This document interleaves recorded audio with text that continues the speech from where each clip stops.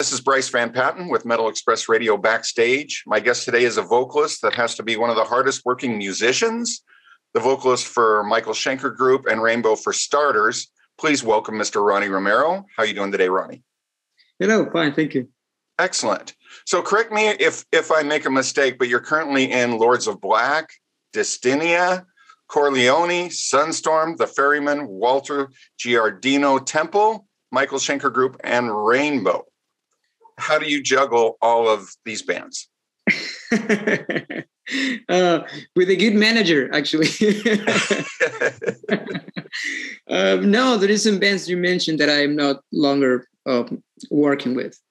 So for me, it's like I'm working with Michael Schenker right now. Mm-hmm. We just did the new Sunstorm album and Lords of Black, and then my solo album right now. So that's it. Very easy. Yeah. Are you still doing stuff with Rainbow? No, so far.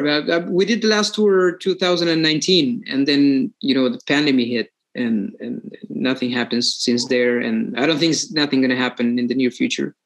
Okay. So, yeah. Okay. Well, great stuff. How was it working with Michael Schenker?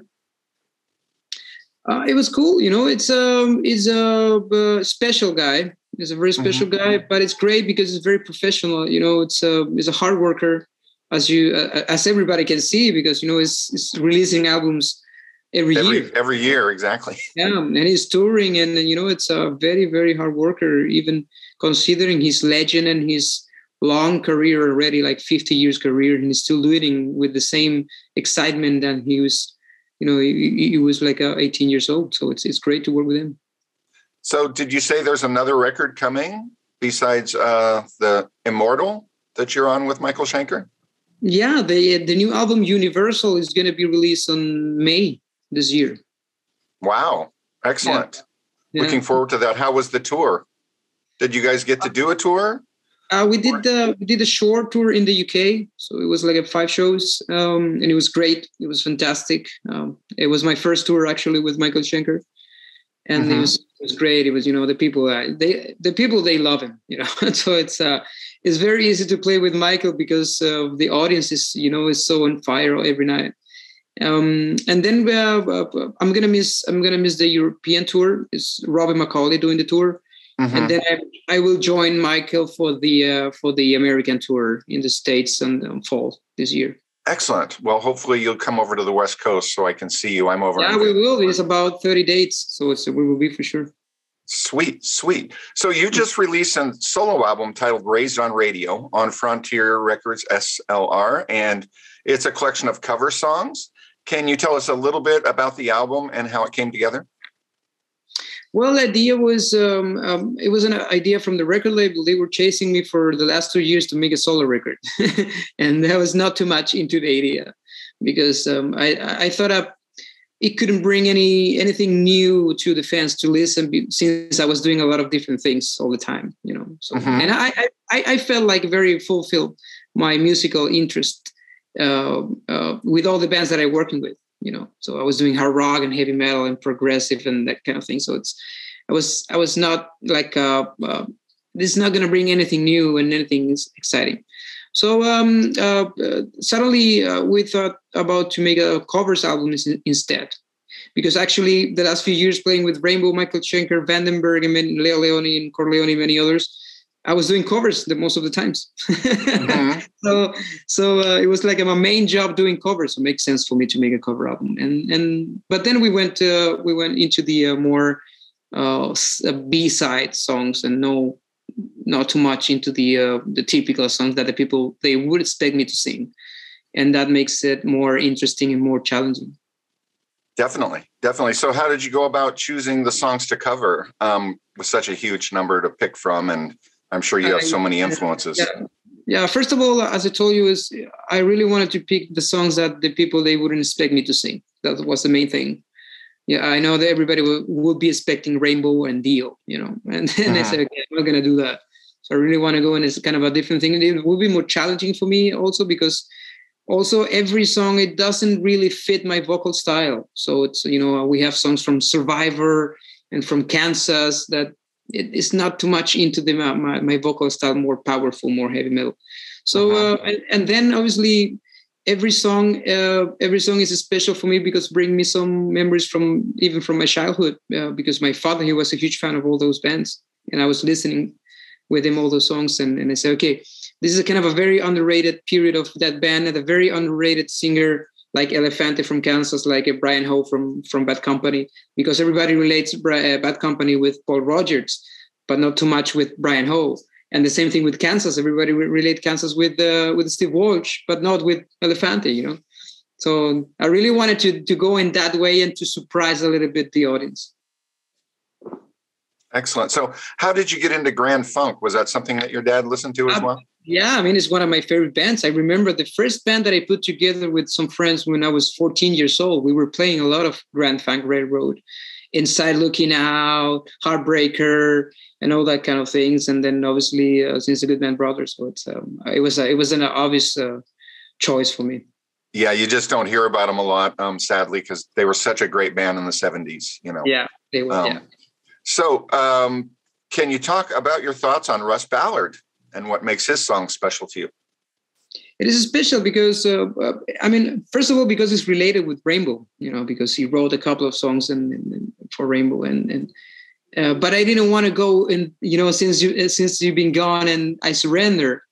And I have a deep admiration and a huge respect for him. We played together in a Rainbow show in London, 2017. He was invited as a guest to the show, and we played Since You've Been Gone together on a stage. So it became in a kind of a hero for me, you know. And I think as well Russ is very underrated in the rock side of the fans. Everybody knows him because of the Rainbow, and everybody knows him because of the pop side of his music, but nobody remember him as a real rock musician. So I really wanted to pay tribute to him through this version. Well, yeah, he played guitar in Argent. You know, Argent was fantastic. Yeah, so. But no, there's not too much people they know all this. You know, so that's why most of the songs that you can see in my record is about underrated songs and underrated people. So it's for me, it was a pleasure to bring all those songs back to life. Now that brings us to the topic of this, yeah. Which I got this when I was in high school. Oh yeah, and still nobody knew what the heck it was. You know what I mean? So talk to me a little bit about. But for me, I was surprised to see all the big names on the record, and then I see this little 3-letter name, Elf, and I'm just super excited. Yeah. So, because not a lot of people know that. Talk to me about Carolina County Ball. You know, for me, Elf is very important. I was listening Elf since I was very young, and as I told you before, I didn't want to bring any song from Dio that the people would expect me to sing from Rainbow or his solo career. And for me, it was perfect to do an Elf song because for me personally, my opinion is like it was a way better singer in that band than in any other band he was in. He was more clean. He was more melodic. It was such a beautiful voice. So when I thought about to make a Dio and Elf song, I was in between the first 2 records, the Elf or Carolina County Ball, and this song, or from the first record, Hoochie Coochie Lady or Happy, something more. Oh, Happy is so good. Yeah, I mean, it's so good. It is so sad, right? Yeah, but it's a great song. It's a great performance. Yeah, but it doesn't sound like Dio, actually. Yeah, so, he's so clean, right? Yeah. He's so clean. Yeah, actually, in Elf is where you can see his true talent, because his all these different colors and his vocals is so amazing. You know, so that's why. Go ahead. Yeah, sorry. That's why I did it. Yeah. Yeah. One of my favorites on there is Rocking Chair Rock and Roll Blues. Yeah. Which is it starts out with that pure voice, and then. Yeah. He even throws in an all right, you can see little glimpses of what's coming in his heavier songs, so. Yeah, I mean, for me, Hoochie Coochie Lady, Nevermore, and then Happy, and all those, classics for me, it's a kind of to come back to my childhood. So it's very special. Okay, let's talk about the last song on the record. I love the selection you picked for Led Zeppelin, Since I've Been Loving You. And with so many great Zeppelin songs, what drew you to this one? Because it would be more challenging for me. Obviously because it's blues, it's absolutely bluesy song. And also because the way that Robert Plant sang this song, it was with so much freedom. There is not related exactly with the tempo of the song that would be very challenging to replicate. And as I told you before, I didn't want to pick up the typical song that the people, will expect me to sing, like Black Dog or What a Little Love or rock and roll. Or rock and roll. A lot of people, they did that before.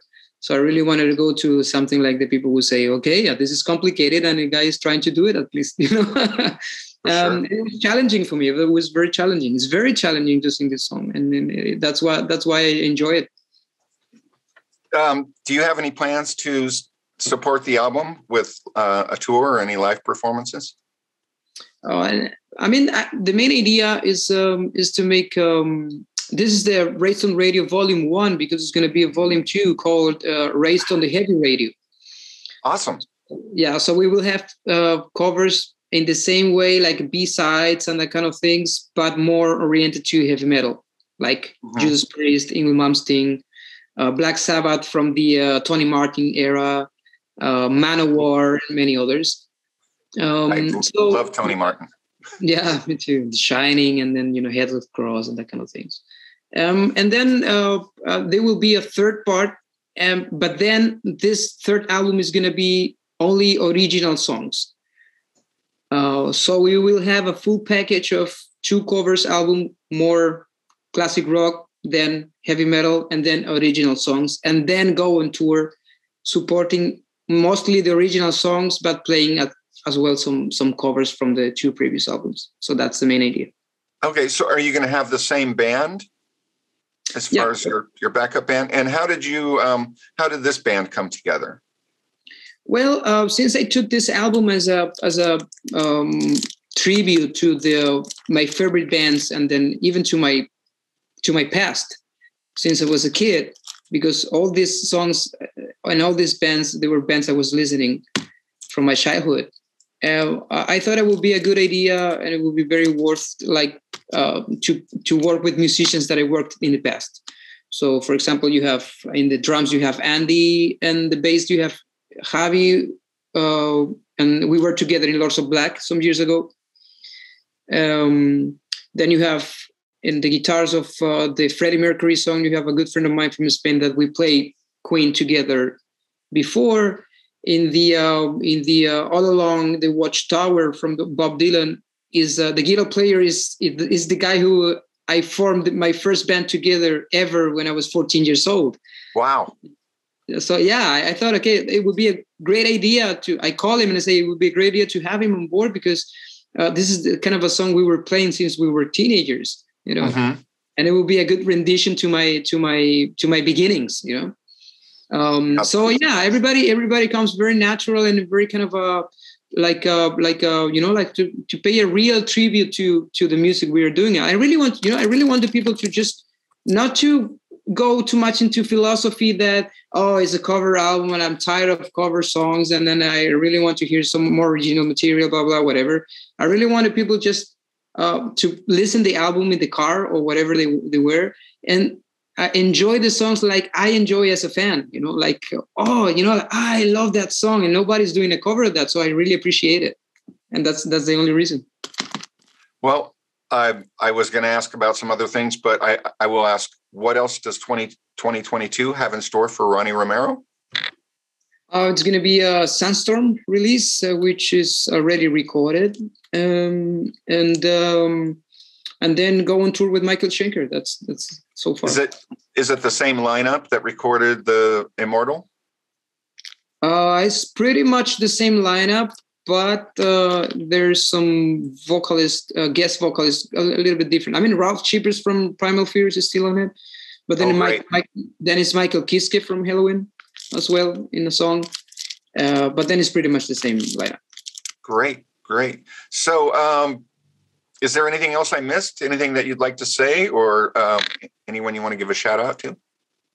No, I'm thinking we're pretty much done with this. Just to remember the people to, I just got my copy today. So just to say to people to enjoy this album and don't think about the, the business side of the music, just to enjoy it. That's it. Exactly. I'm going to be definitely getting a copy of that, a hard copy, because I still believe that you got to support musicians that do what you love by getting a hard copy. You know what I mean? Or at least buy the digital downloads. Streaming, no one makes any money on streaming. Yeah, it's not really supporting. It's not really supporting your favorite band if you just go to iTunes and put them on your playlist. I mean, the people think that the real support is just to put a like on the social, but yeah. Oh, I put a like and I streamed your song. So exactly. But no, I believe that you got to support your artists that you care about their music and put that trophy in your collection, and it sounds better anyway. I mean, streaming does not sound as good as the CD, even close. So, so awesome. I want to thank you for joining me, Ronnie. And the album is Raised on Radio, Ronnie Romero. It's definitely worth checking out. Great album. Pick it up. And until next time, Bryce Van Patten for Metal Express Radio. Thank you very much. Thanks, Ronnie. Thank you.